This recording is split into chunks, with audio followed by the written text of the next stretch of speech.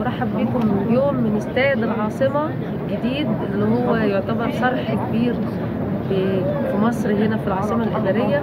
لأول مرة بيكون عندنا في مصر استادات بنفس المواصفات العالمية اللي انتوا شايفينها دي. في تدريب المنتخب اليوم هيقام على الاستاد قبل السفر لكأس الأمم الأفريقية للمشاركة يعني في البطولة. والنهاردة يعني كان حظي بتواجد كبير من وسائل الإعلام زي ما حضراتكم شايفين، يعني وسائل الإعلام المصرية والعالمية موجودة في الاستاد.